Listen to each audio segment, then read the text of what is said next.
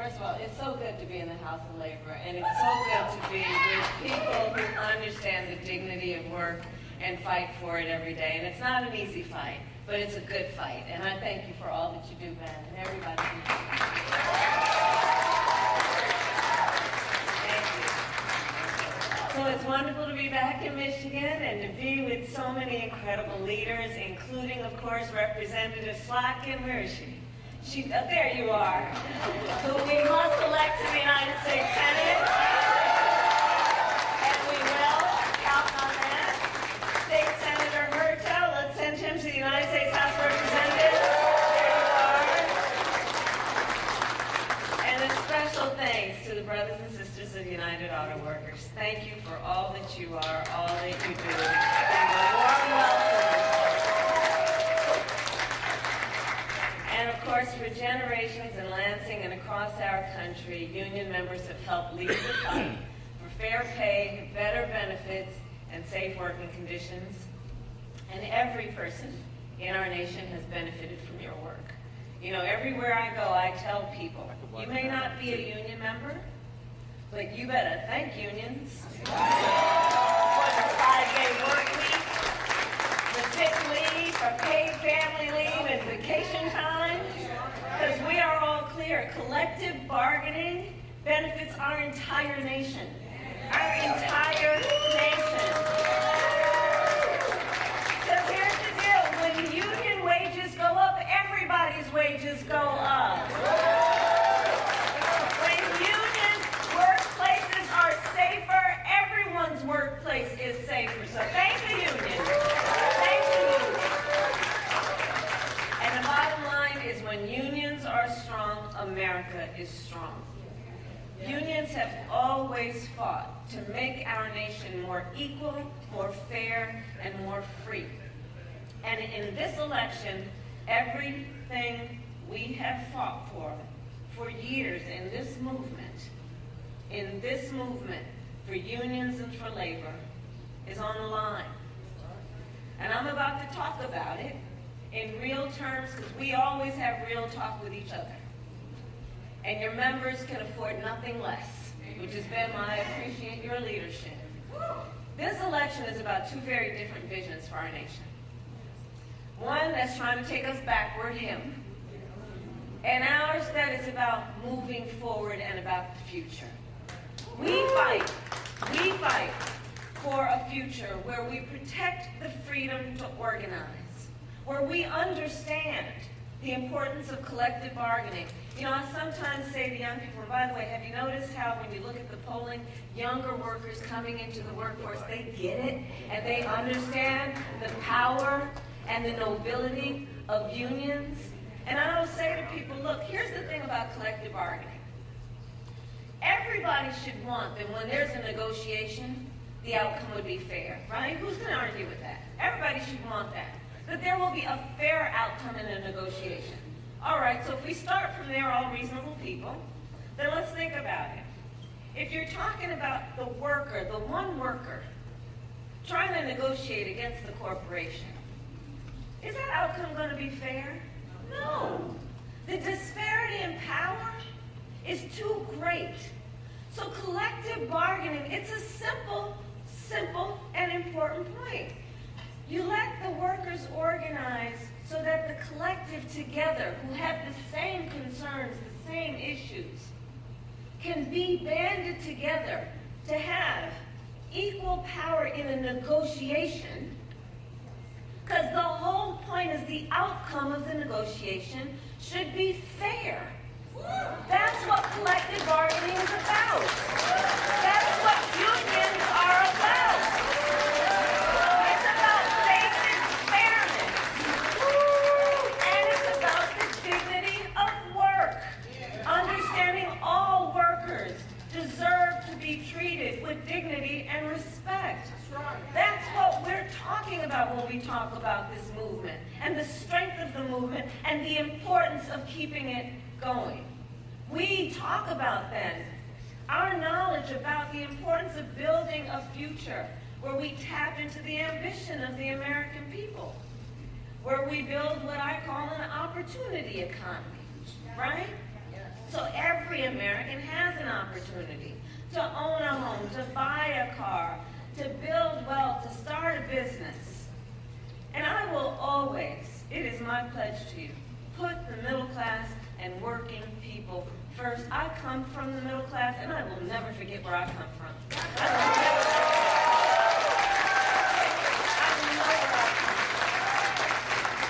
Hard work is good work. Hard work is good work and must receive the value to which it is due, which means understanding the value of the worker. And we know we cannot have a strong middle class without American manufacturing. Over the last 3.5 years, we brought manufacturing back to America, creating 730,000 manufacturing jobs. With your help, we announced the opening of more than 20 new auto plants in the United States, and we did it by investing in American industry and American workers. And I will make sure America, not China, wins the competition for the 21st century.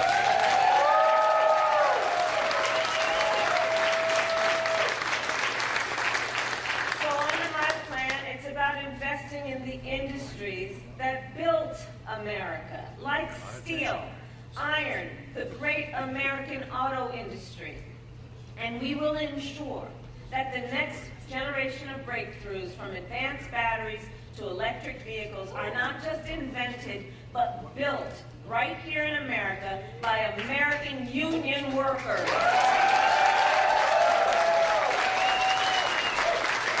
But it is they and you who have proven how to get the job done.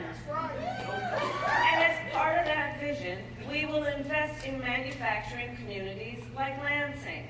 We will retool existing factories, hire locally, and work with unions to create good-paying jobs, including, by the way, jobs that do not require a college degree. And I'm going to tell you why. And I'm going to tell you why, because I'm really clear that a college degree is not the only measure of the skills and experience of a qualified worker, and we need to understand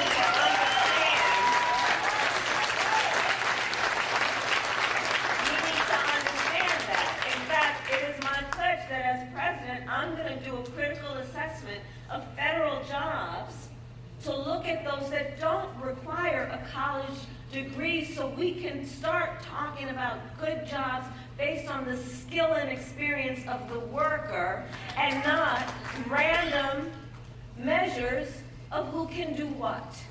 And I plan on then challenging the private sector to do the same.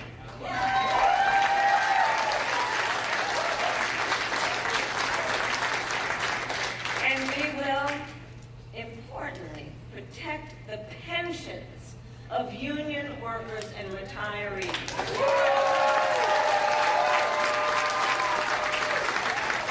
About the dignity of work, which includes the dignity of retirement. After a lifetime of working hard, let's talk about the dignity of retirement, the dignity of aging. And that's why, as Attorney General, I sued the big banks to return hundreds of millions of dollars to workers and their families after their pensions were mismanaged. This is not new to me. I've done that work. As a United States Senator, I pushed for legislation to rescue workers' pensions without cutting the benefits that workers had earned. And as Vice President, I worked alongside then Secretary of Labor Marty Walsh, and we, for a year, worked on what we needed to do with the federal workforce, which was in our direct power, to increase the ability for collective bargaining and to ensure that they have all the resources they need to grow in terms of organizing. As Vice President, I also helped to do the long overdue work to protect the pensions of more than 1 million union members.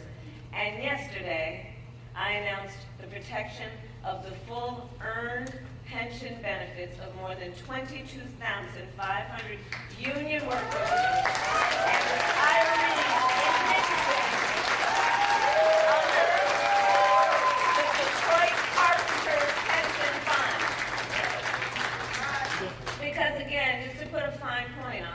when it comes to your pension or Social Security or Medicare. These are retirement benefits you have earned. This is not about a giveaway. You've earned it, and it must be protected, and it must be respected after decades of hard work that you receive it. And honoring these benefits must be an ironclad commitment. Now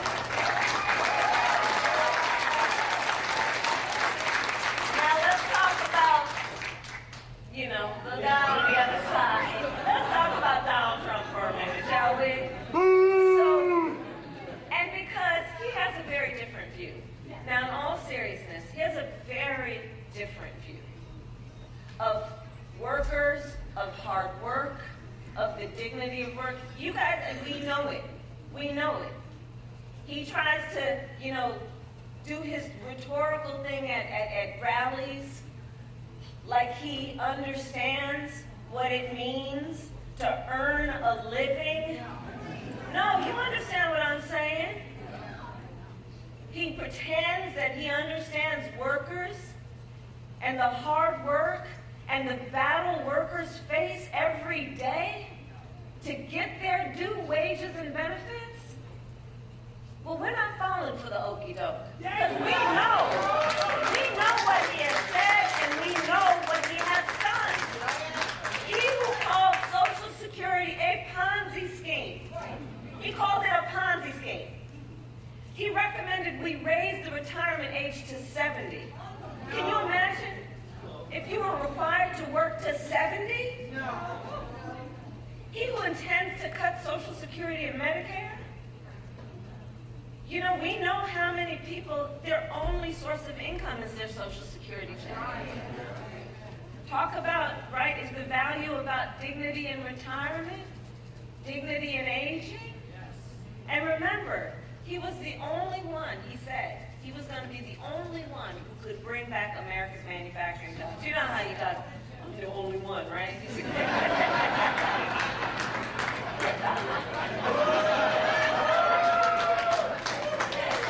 And then, because we're too busy watching what he's doing to hear what he's saying, we know America lost nearly 200,000 manufacturing jobs when he was president, okay? Including tens of thousands of jobs right here in Michigan. And those losses, we know and will note, started before the pandemic, okay? Making Donald Trump one of the biggest losers of manufacturing jobs in American history. And his track record for the auto industry was a disaster. He promised workers and warned that the auto industry would, I'm going to quote, not lose one plant under his presidency. Then American automakers announced the closure of 6 auto plants when he was president, including General Motors in Warren and Stellantis in Detroit. Thousands of Michigan auto workers lost their jobs. And if he wins again, we can expect there would be more of the same. Because we know what he has done. And we know that we're going to focus on the work, not the words, when it comes to Donald Trump. Outside? And we know where he took us the last time. And check this out, Donald Trump's current running mate, because the job is open, right? Like when people go for an interview, especially the young people, they'll go for an interview and they'll sit down and they're in the interview and they'll say, why is the job open? Well, we know why that job was open. So Donald Trump's running mate recently suggested that if they win, they would threaten the Grand River Assembly plant right here in Lansing. The same plant that, with your help, our administration protected earlier this year, saving 650 million jobs. Right? And I do believe some of the union workers from Grand River are here with us today. So you know what I'm talking about. And Trump's running mate called your jobs table scraps, right? So let me just say, needless to say, say, I will always have your back. And we'll keep fighting to make sure that you keep your jobs right here in Lansing and keep these most noble and important jobs for America's strength. That's the work you all do. You know, Donald Trump, he also promised that he was going to stop offshoring. Remember that? Then he cut taxes for corporations that shipped 200,000 jobs overseas during his presidency. Cut the taxes for those corporations, okay? And awarded nearly $500 billion in federal contracts to companies that were offshoring jobs, okay? Follow the money. He gave your tax dollars to companies that were sending your jobs overseas. And we got to get the word out to all of the brothers and sisters in labor to remind them of what this dude does, right? What he actually does. Because make no mistake, Donald Trump is no friend to labor. He is no friend to labor, and we've got to listen to what he says. Know that, you know that famous saying, listen when people tell you who they are. In fact, can we roll the clip?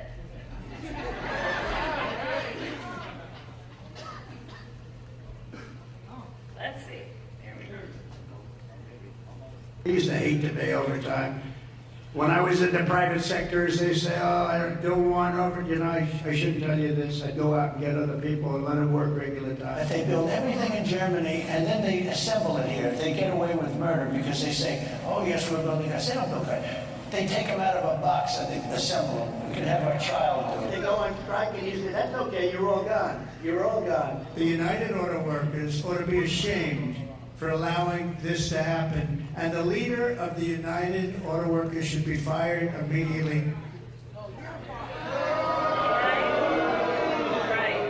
Right. So, of course, that last bit, he was talking about Sean Fain, who represents nearly 1 million active and retired auto workers. Okay, so that's about 1 million auto workers, active and retired. Donald Trump, listen to his words. He's saying that auto workers are essentially engaged in child's play, that children can do it. Listen to what he says. I'm telling you, he's got his club. And I'm going to tell you, union workers are not part of his club. Let's be clear about that. No matter what he does at his rallies, let's be clear about that. Right? He thinks that the value of your work is essentially meaningless. That's what he's saying, to compare it to child's work. When we hear no, the work you do is complex. You do it with great care. You work hard. You are highly skilled. You are highly trained. And the best auto workers in the world is who you are. The best in the world. The best in the world. And the fact is, Donald Trump's comments are the talk of someone who has had everything handed to him. I know it's right. It is. I know. It is. This man, who never had to work a job that came with calloused hands or an hourly wage, right? Someone who got handed $400 million on a silver platter and did what with it? Filed bankruptcy 6 times. Come on. Come on. He will never understand the life and the work of a United Auto Worker. He will never understand that. People who work hard for everything they have, who take great pride in a job well done, who understand what it represents to their family and the future of their family. Again, I go back to the dignity of hard work. So let us be clear. Donald Trump's insults to American workers is not exclusive to that video, okay? So that was just a moment, kind of think of it as the commercial. commercial break in my speech. But his comments are not only that, because Donald Trump has been a union buster his entire career. He has called union leaders, quote, dues-sucking people, okay? He said that he supports so-called right-to-work laws, quote, 100%, okay? He bragged and joked with a billionaire buddy about mass firing striking workers and lowered labor standards and made it easier for companies that break the laws to get federal contracts. Donald Trump encouraged automakers of Michigan so they could pay their workers less, encouraged them to move so they could pay their workers less, okay? And when the UAW went on strike to demand the higher wages you deserve, Donald Trump went to a non-union shop and attacked the UAW. He said striking and collective bargaining don't make, and I'm going to quote, a damn bit of difference.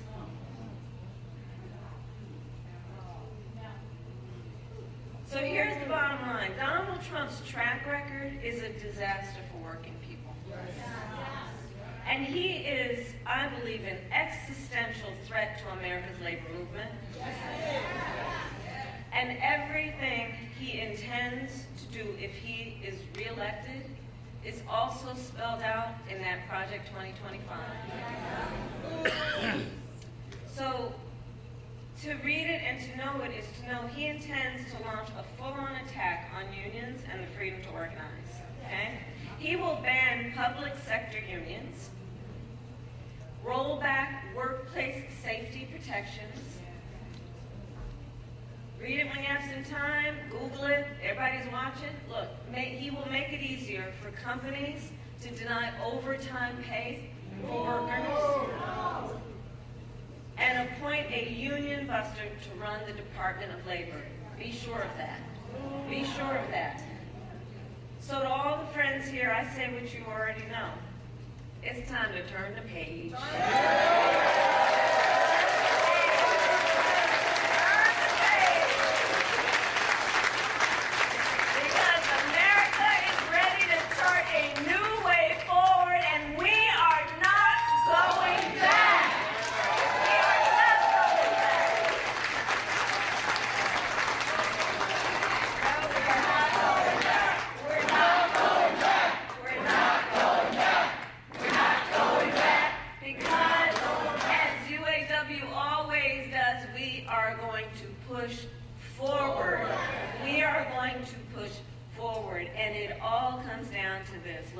You all have taken time out of your busy lives to be here this afternoon.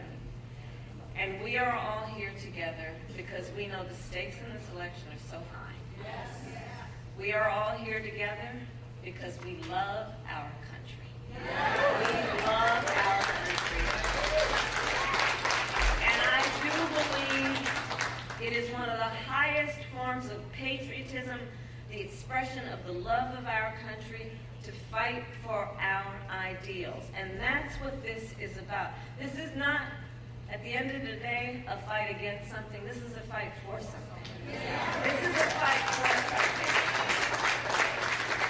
Including the fight to realize the promise of America.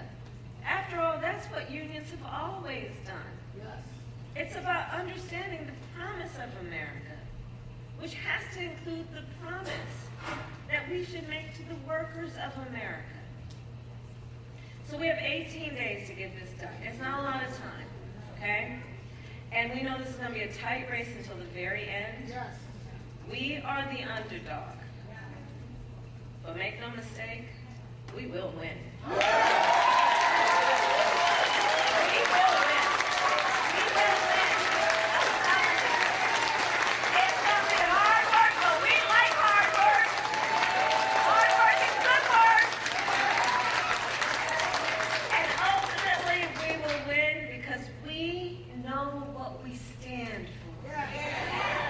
when you know what you stand for, you know what to fight for. We stand for opportunity. We stand for dignity, and we stand for the future.